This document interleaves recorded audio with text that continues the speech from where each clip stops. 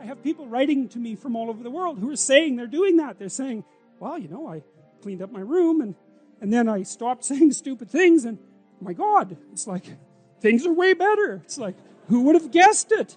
And so it's low-hanging fruit, man.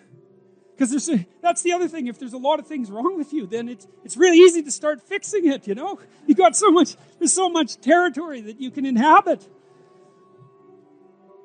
I will make of thee a great nation. I will bless thee. That's good. I mean, the whole nation thing, that's positive. But to have God on your side, that's, you might want that. When things get rough, that would be good. And make thy name great. And thou shalt be a blessing. Wonderful.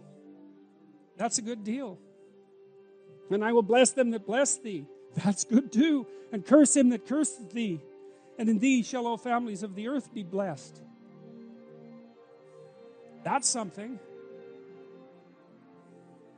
That's something. Wouldn't it be something if you could wake up and your day was composed in part of people thanking you for all the good things you've done in the world? Wouldn't that be good? It's not impossible for that to happen. So Abram departed. Yes, as the Lord had spoken unto him. And Lot went with him. And Abram was 75 years when he departed out of Haran. That's old. Now Abraham lives a long time, but this is also part of the story. So he has a wife who can't have children. He has nothing. Obviously, he's been hanging around Dad's shack for a little too long, given that he's 75, right? It's time to get a fire lit underneath him a bit. And so he's not got much going for him, but he still decides to move forward. And I've seen this too, like if you don't have your destiny in hand by your time you're 30, it's rough. You start hurting. And if you don't have your destiny in hand by the time you're 40, then you really start hurting. And 40 is a real fork in the road. The fork in the road, that's always where you meet the devil, by the way. And that's because every time you have to make a decision, the possibility of evil beckons. That's why that is. I had a friend, I've told you a little about him, and he killed himself just after 40.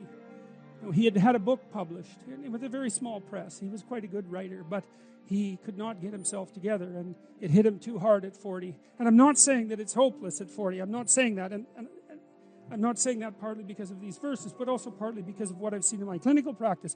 I've had people come to me who have had very chaotic and ill-spent lives, let's say, who were in that neighborhood of age, and it's true for people who are older as well, who then decided to make a real effort and to try to make where they were better, instead of being bitter about where they weren't, because that's the bitterness that really does you in.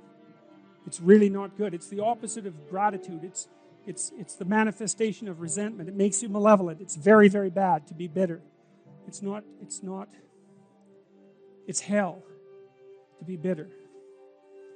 And if you're 40 and you're not successful, then you have to accept your lot and you have to start to improve what's right in front of you. And if you do that, it doesn't take very long. It's quite interesting to watch people.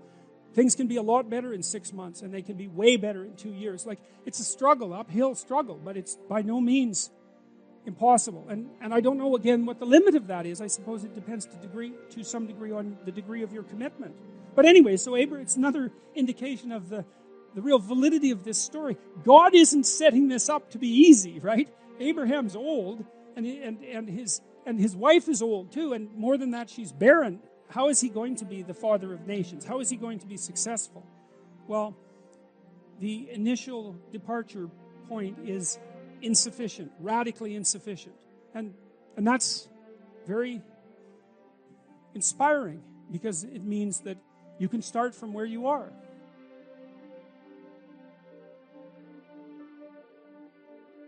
And it's worth asking yourself. It's like, drop what you're doing that's foolish, that you know is foolish, and pick an aim that's worthwhile, to make things better for yourself, like you're worth taking care of, like you're worth something, and to surround yourself with people who believe the same and who are rejoicing in your accomplishments and unhappy when you fail, right? And you're comparing yourself to your accomplishments of yesterday and not to someone else's today, so that you're not jealous and bitter. And you put your own house in order so that you're not cursing the world when some of its disarray might be your fault. And you're trying to pursue something meaningful, and you're doing your best to tell the truth and all of that. And then you see what happens. Who the hell are you? You know, you think you're a miracle of some bloody bizarre sort. We've been around for 3.5 billion years. You know, every single one of your relatives propagated successfully. And here you are, against all possible odds, in this world of hell in some sense, and bitterness and tyranny and malevolence. And yet, God only knows what's inside you, this capacity for consciousness, the capacity to confront potential and to turn it into something good. That's us, man. That's the Western story. That's the individual as the cornerstone of the state. That's our responsibility, and it really is who we are.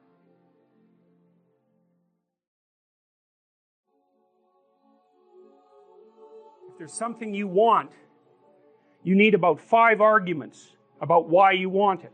Because the probability that the person who's opposing you will have 5 arguments about why you shouldn't have it is very low. They just won't have thought it through enough. So the other thing that happens in the future authoring exercise is that you're asked to articulate the reasons for all the goals that come out of your vision of the future. So you're asked, like, why would it be good for you? Why would it be good for your family? Why would it be good for broader society? So that gives you 3 levels of argumentation right there. And if you have it articulated down into detail and it's related to other important goals, then you're a hell of a thing to argue with, because people just aren't that deep, by which I mean they just don't have that many levels of explanation or objection. And it's also really useful in relationship to your own mind, because if you want to do something that's difficult and that requires energy, a lot of different subsystems in your mind are going to throw up objections. It's like, well, maybe that isn't what you should be doing right now. Maybe you should be doing the dishes or vacuuming or watching TV or looking at YouTube. Or if you're really sneaky, when you're trying to do something hard, what your brain does is give you something else hard to do that's not quite as hard, so that you can feel justified in not doing the thing you're supposed to because you're doing something else useful. And if you give in to that temptation, which you often will, then it wins, and because it wins, it gets a little dopamine kick and it grows stronger. Anything you let win, the internal argument, grows. And anything you let be defeated shrinks, because it's punished. It doesn't get to have its way. So that's another thing really to remember. Don't practice what you do not want to become. And because they're neurological circuits. You build those things in there, man. They're not going anywhere. You can build another little machine to inhibit them. That's the best you can do. Once they're in there, you can't get them out. And then the ones you build to inhibit can be taken out by stress, and the old habits will come back up. So you got to be careful what you say and what you do, because you build yourself that way.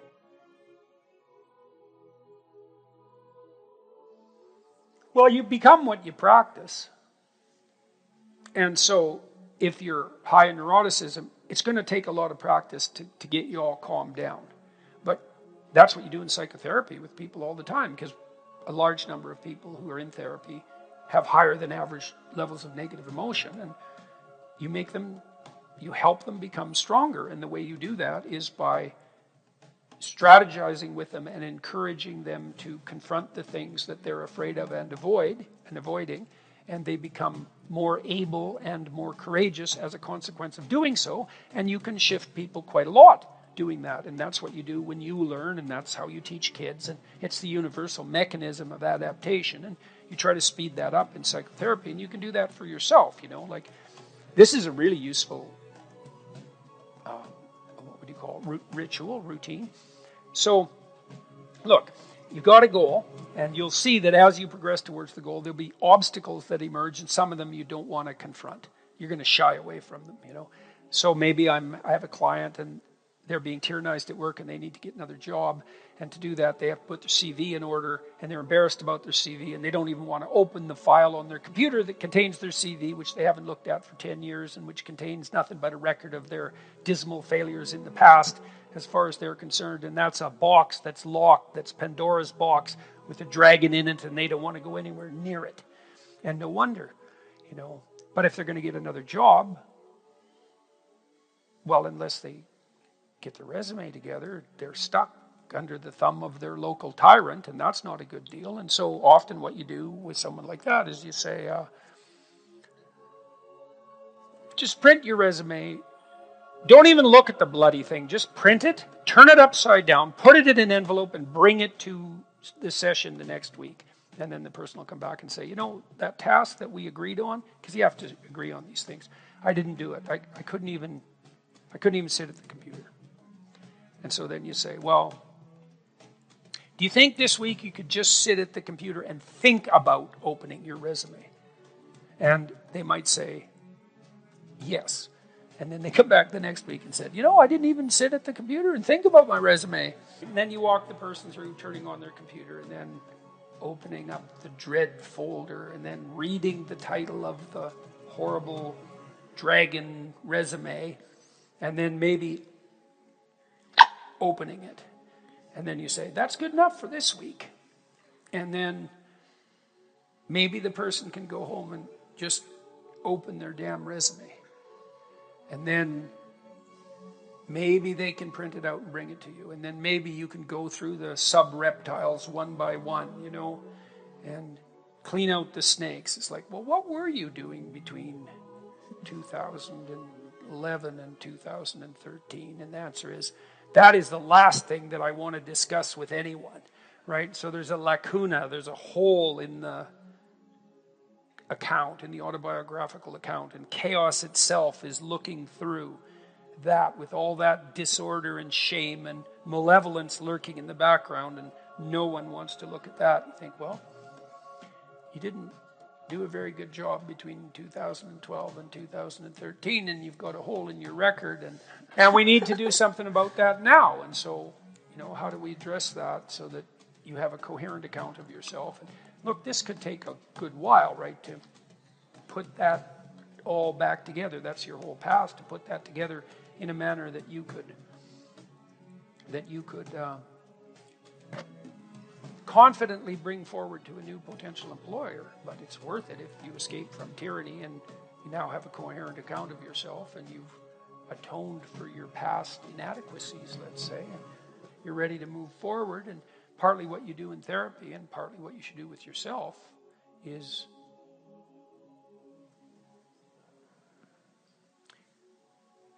not hide all that in the fog, so you know where you are, so you can figure out where you're going, and then practice doing that. And then as you practice doing that, then that's what you become, and that will lower your proclivity to negative emotion, definitely, as you put your life together. That's why it's useful to order your room. Chaotic room makes you anxious. Why? Too many pathways, man. You walk into someone's room and you think, what the hell is going on here? Maybe that's your teenager's bedroom. And you've pretty much summed it up in the question. It's like, yeah, it's a little slice of hell in that room, And how do you feel when you're there? Like you'd rather be anywhere else. And no wonder, because everything in the room is broadcasting chaos and disorder at you. So that's another thing I used to do with my clients, typical behavioral maneuver, which is, if you're anxious, organize your surroundings a bit. Simplify, declutter, organize bit by bit. Order, habitable order. The habitable order that is good.